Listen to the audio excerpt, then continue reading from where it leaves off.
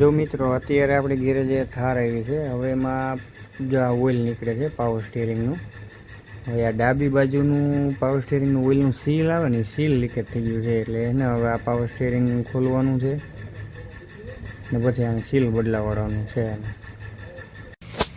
આની steering assembly ખોલી નાખી છે આપણે. હવે આને લેથમાં મોકલાવી દીધી, કારણ કે અવાજ એ આવતો હતો ને સીલ એ ખરાબ થઈ ગયું હતું, કારણ કે રેન્કમાં પ્લે પડી ગઈ હતી ને એટલે.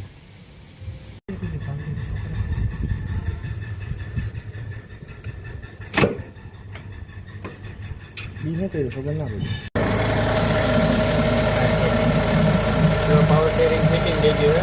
હવે એમાં પાવર સ્ટીયરિંગ ઓઇલ નાખવાનું છે. એક જણો અંદર બી ગયો, ગાડી ચાલુ કરીને કાન મારે ધીરે ધીરે એમાં પાવર સ્ટીયરિંગની લાઈન ભરે ઓઇલ.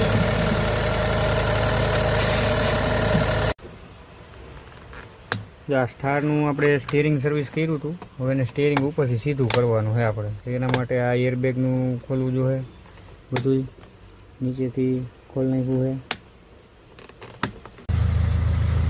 જો આગળ વિડીયોમાં વાત કરી એમ વોરન પેડ નીકળી ગયું છે. હવે આ 17 નંબરનો બોલ છે ને એ ખોલી ને સ્ટીયરિંગ સીધું કરી લેવાનું. પછી પાછું આ બધું જેમ ખોલ્યું ને એ જ રીતે રિવર્સ કન્ડિશનમાં ફિટ કરી દેવાનું.